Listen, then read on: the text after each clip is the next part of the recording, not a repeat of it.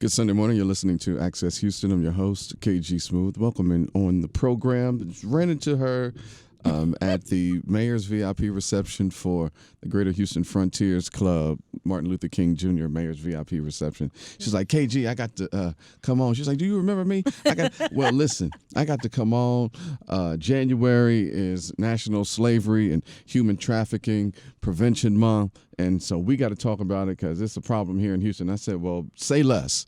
And here she is. She's the founder of A Survivor's Voice of Victory, ladies and gentlemen. And she is a human trafficking activist and survivor, Dr. Nissi Hamilton. Hi. Hey, KG. How you doing? It's so good to see you again. You too. I haven't seen you since my comedy years. So. Yeah, some years ago. Yeah.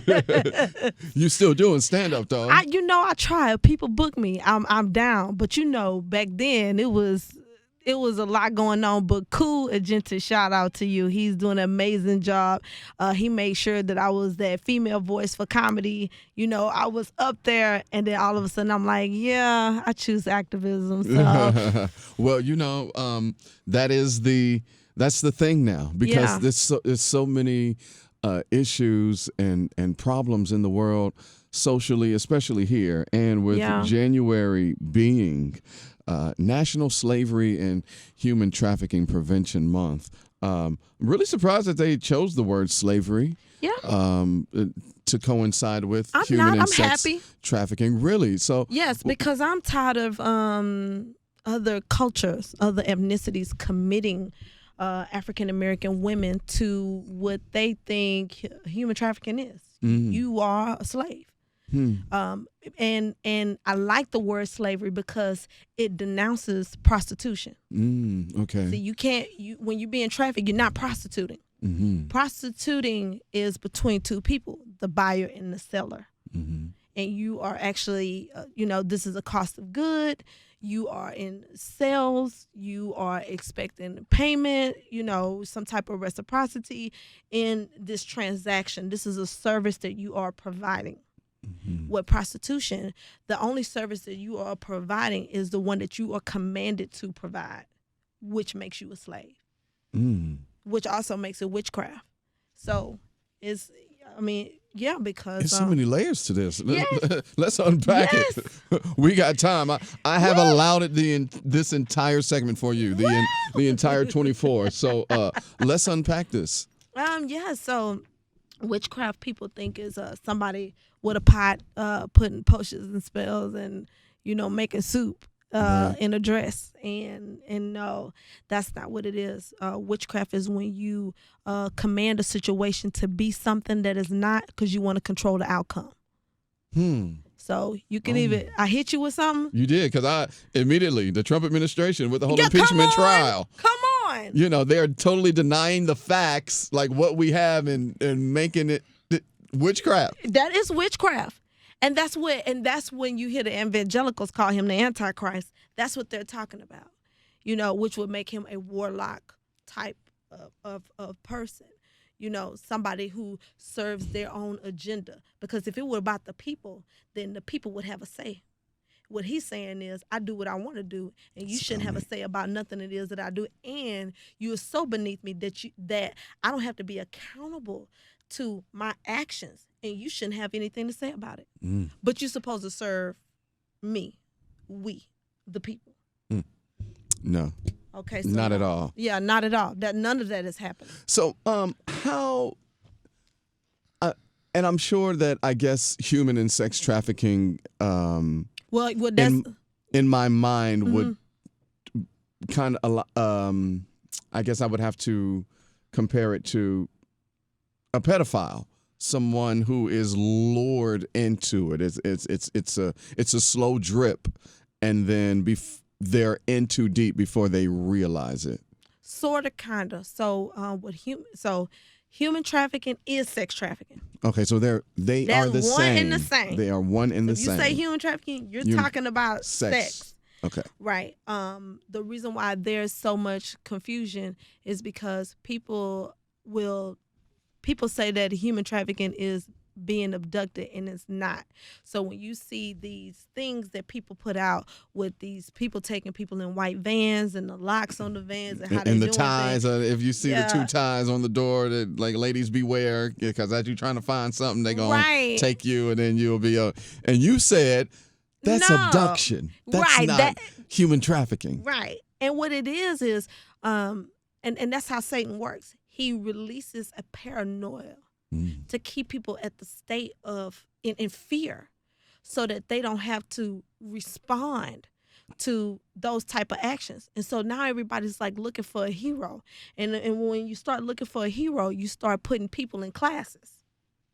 And so what happens is you have people who want to help, who, their initial state is to help, but you help in one area, but then you can't respond, because what's happening is you see people who are other ethnicities, be it white, be it Indian, be it whatever, coming into our African American schools, trying to teach our kids about how not to be a slave. And you don't get to do that. You don't get to be the arsonist and the firefighter at the same damn time. Because this is a type of slavery that you may have studied it. You may have read up on it.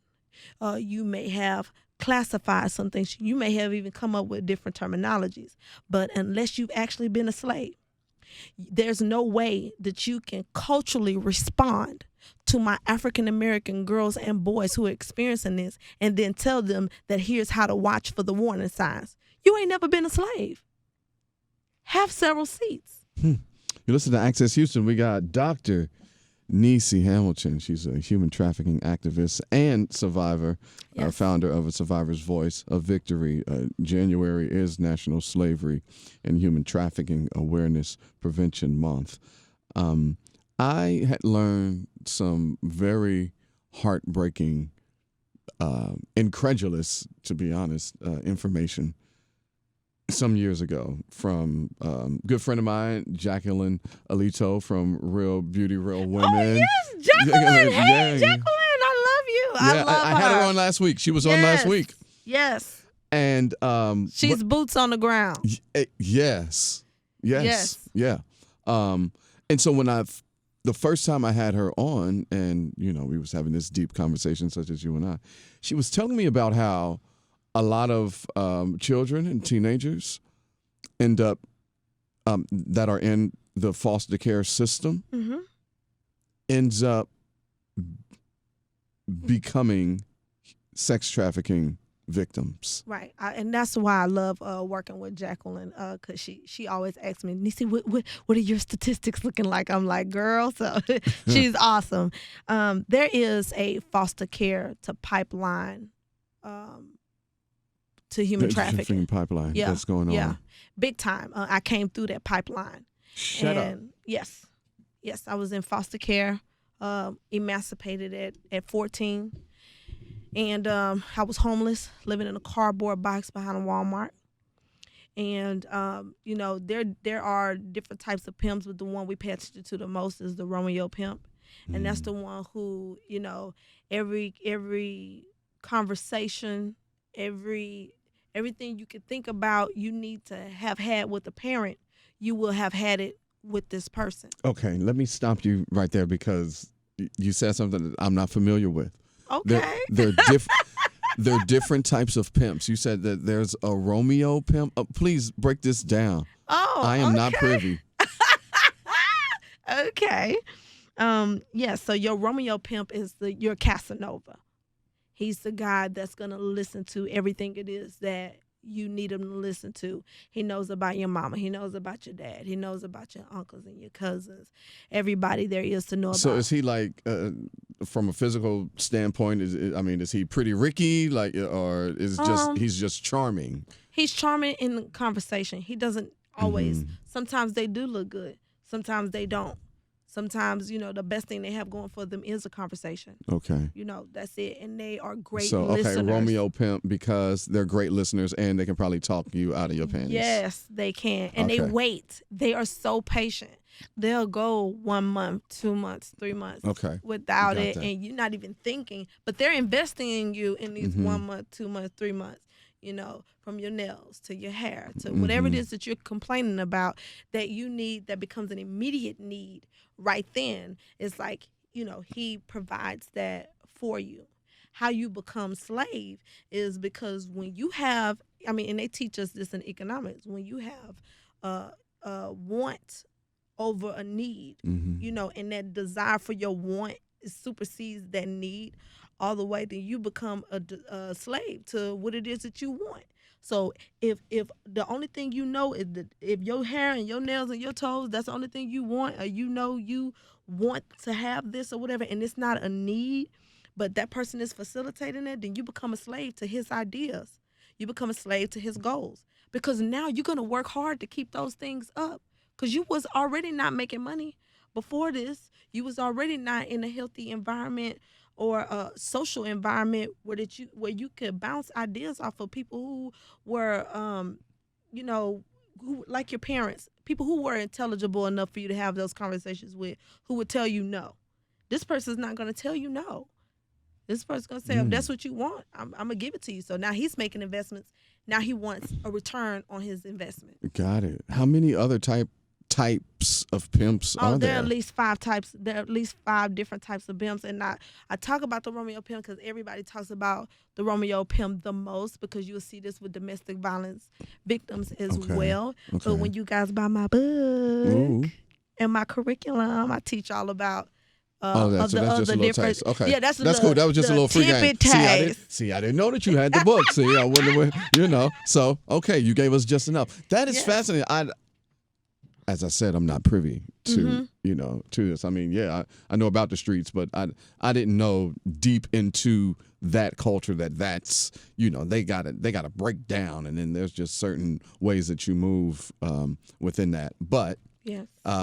Back to your story and how kids are getting this whole foster care system to human trafficking pipeline. My bad. Yes, I'll tell you just like a smidget of a piece. I was passed through different pimps. I was passed through 2 different types of pimps that I talk about. And when the one pimp who was a lower level of the second pimp, before he passed me on, he was like, look, I know this person's going to make this kind of money off of you, so I'm going to get out of you whatever it is I want to get out of you. And I ended up getting pregnant at 16. So when you get pregnant in a human trafficking game, You done. yeah, no, and not that you done, that's a no-no. You in debt for life. You do not get pregnant, because I cannot make money off of you pregnant. That means I got to go 9 to 10 months of not being able to make money off of you. And now you owe me. And you sitting up here like, oh my God, this is not my fault. Who do you blame? How do you blame? You a slave. Are there certain rules to it when the performance is going on with the John, or does it depend on the John if they want to use a condom, if they want to raw dog it? Like how? Is it there is. There are rules to the game. If you want it with the condom, it's a certain price. You want it without a condom, that's a certain price as well. Hopefully in the thousands. Well, it all depends. So the average pimp is making about $150,000 to $200,000 a year. Excuse me. And typically, it's not that hard to find them. I teach this to teachers. In my curriculum, because I teach teachers too. It's for administrators, for anybody that wants to learn and listen, that if you are dating a guy and he just so happened to not file his taxes in the last 5 or 6 years,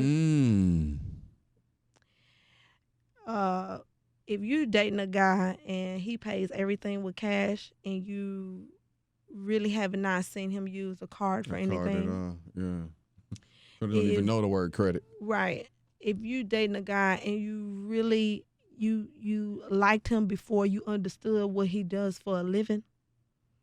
So and you could tell when you're around them girls who are describing what they men do, but they can't say exactly what it is he does. There's no title. There's no leadership explanation. There's no there is nothing to hold him accountable for what it is he does or don't do. Okay, so look Typically, out for that. those are the guys that are more than Or more likely than they're likely gonna- trafficking Mm, people. mm, okay. They're not always in the clubs, but if you always see guys in certain clubs, in the same type of clubs, they typically, those are your traffickers. Those are your pimps. But you got to remember, KG, back in the day, and I ain't talking about 10 years ago. Within the last 5 years, we glorified pimps. It was fun to be a pimp. We looked for the pimps. We looked for the pimps so much so that we put them in our movies. We put them in our language.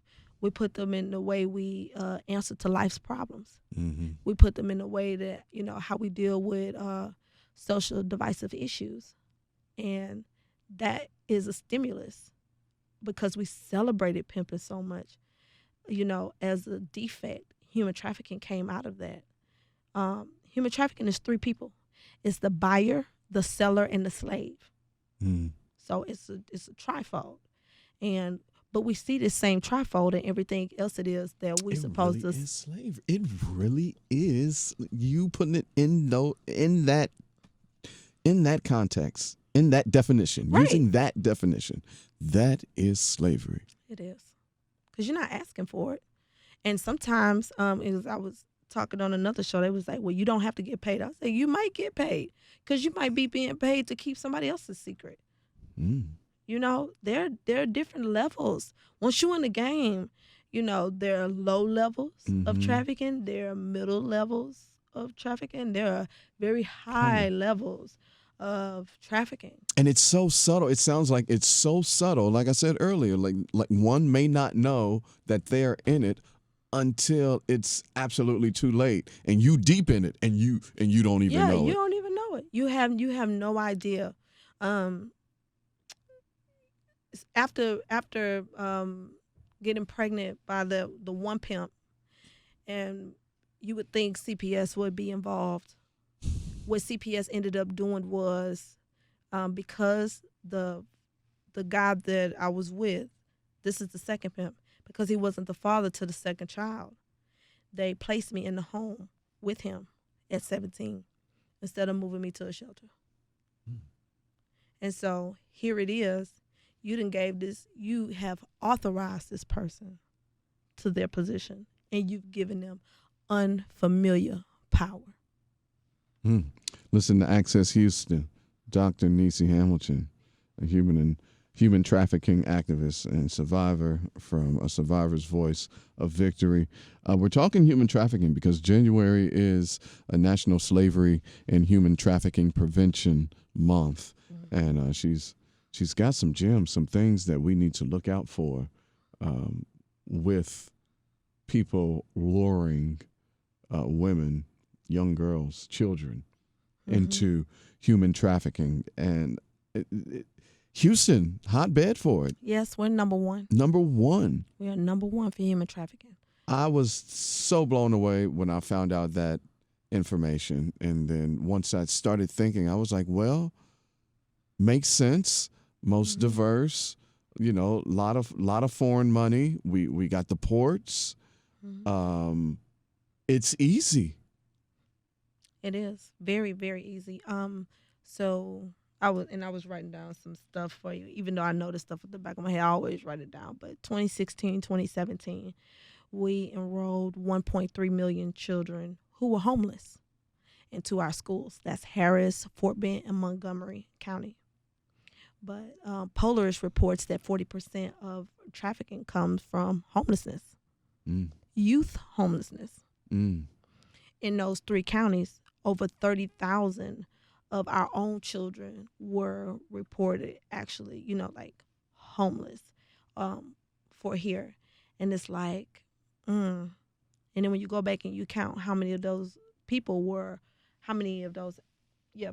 African American. Over 15% of those 30,000 were African American girls. And so there's your pipeline. I'm a missing black girl.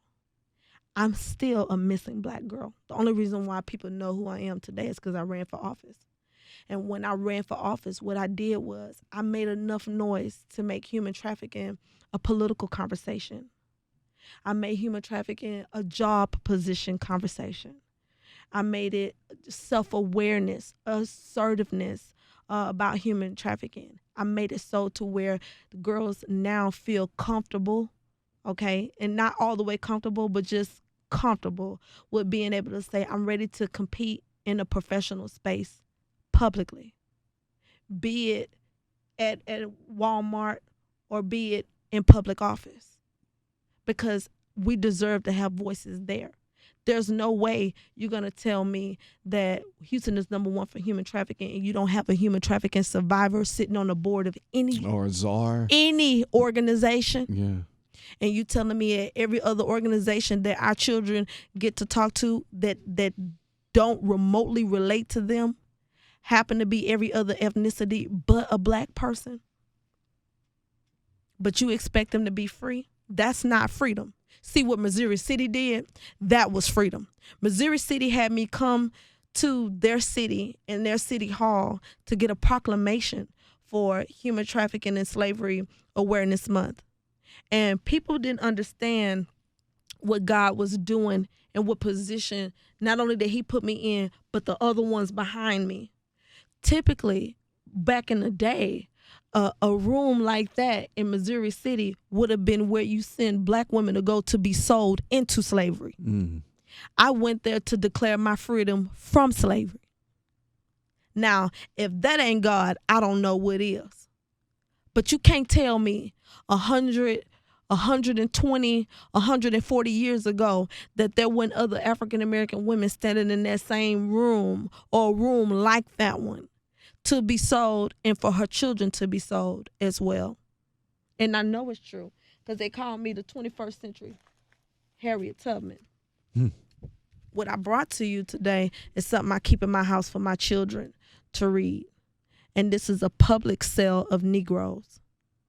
And in this you will read where there are 24 different African-American girls sold in one public sale. Mm. And it reads like, hold on, let me. Go ahead and read it. On Tuesday, March 5th, 1833 at 1 p.m., miscellaneous lots of Negroes, most house servants, some for field work, conditions, half cash, balanced by bond, bearing interest from date of sale, payable in 1 to 2 years to be secured by a mortgage of the Negroes and appraised personal security. Auctioneer will pay for the papers. Mm. A valuable Negro woman, accustomed to all kinds of housework. Hmm. What the hell do that mean? It is good, plain cook, and excellent dairy maid. Washes and irons. She has 4 children. One girl about 13 years of age, another 7, a boy about 5, and an infant 11 months. 2 of the children will be sold with mother, the others separately if it best suits the purchaser. Mm. That is just and this same thing is going on right now. This is what's going on right now. Right now. In 2020. In 2020.